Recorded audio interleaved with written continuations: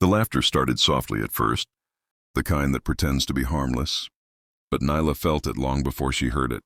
A low vibration crawling up her spine as she walked into Jefferson High with her books clutched tight against her chest, her braids freshly done by her mother the night before, her uniform neat, her posture straight, because her mother always said, dignity was something no one could steal unless you handed it to them yourself.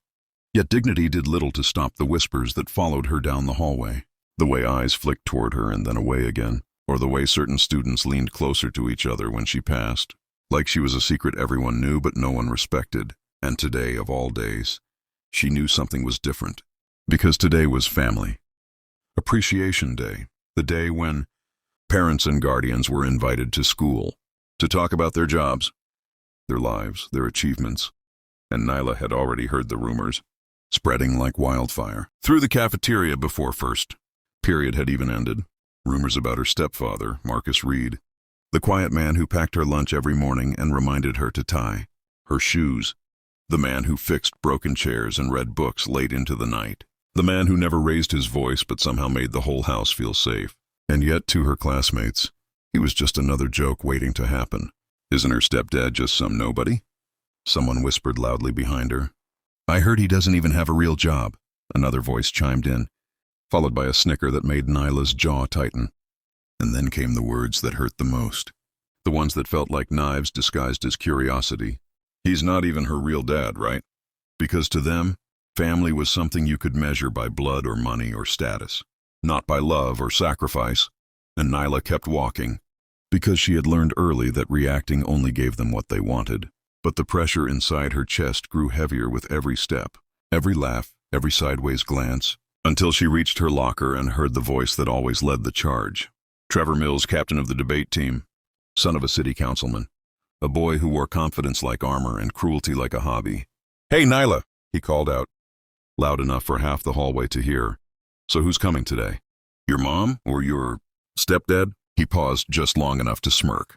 If he even shows up, the laughter exploded this time, sharp and cruel, echoing off the lockers. And Nyla felt her face burn, not with shame, but with anger she had no place to put.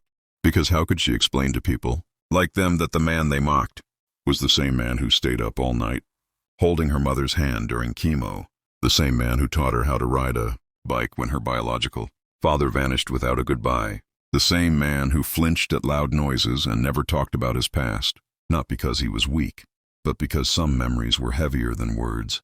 But Marcus walked with steady steps, shoulders squared, like a man who had walked through far worse than a room full of teenagers. And when they sat, Nyla noticed something new. The way teachers glanced at Marcus and then looked again.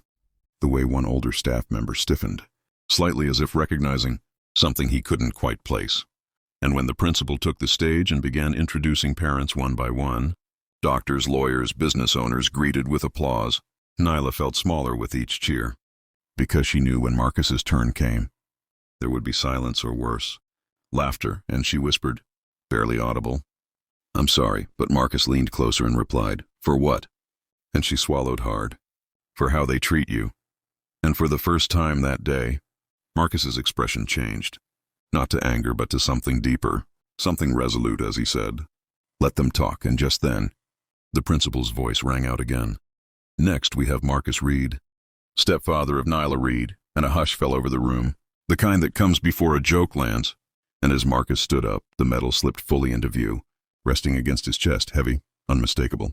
And Nyla felt her breath catch, because she had never seen it clearly before, never seen the engraved insignia, never seen the way light seemed to respect it.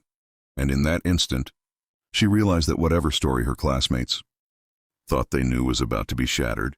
And if you want to witness the moment that changes everything, stay with this story and subscribe, because what Marcus Reed was about to reveal would leave that auditorium frozen in silence.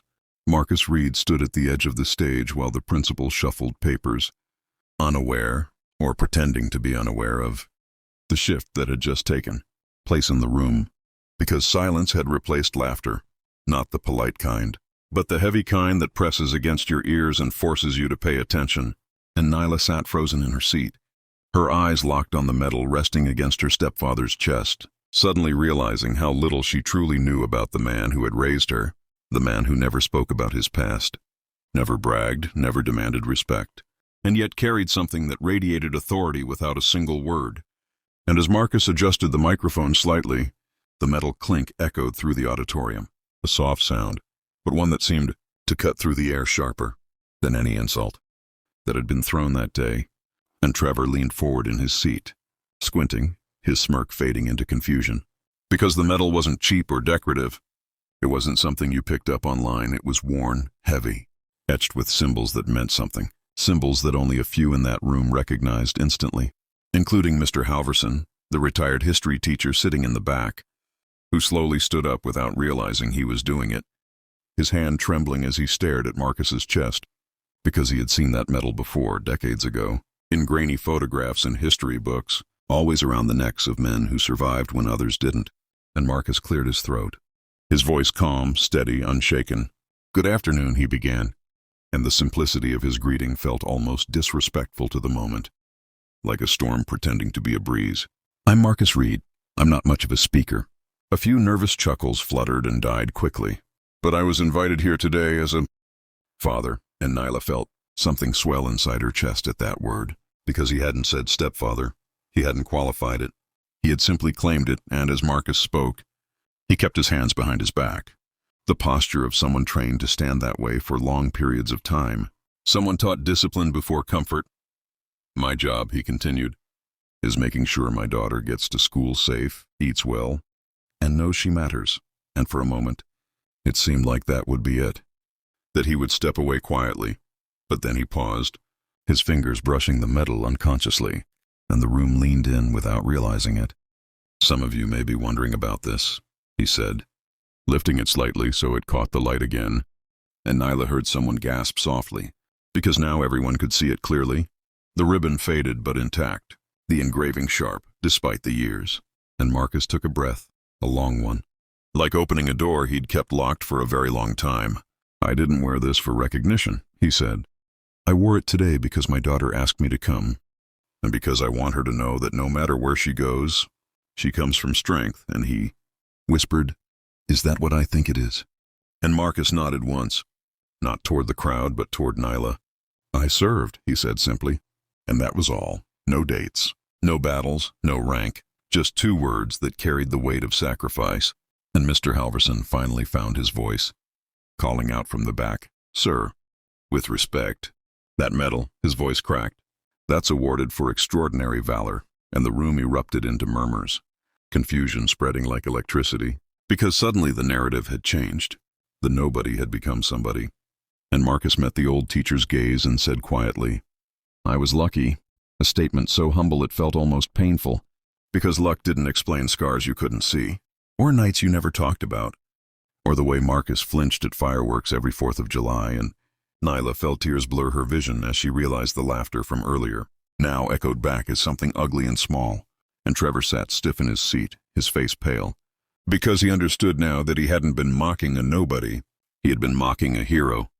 And as Marcus finished his short introduction and stepped away from the microphone, the auditorium remained silent for a long, breathless moment until one person started clapping, then another, until the sound grew into something thunderous, something earned, and Marcus didn't bow or smile.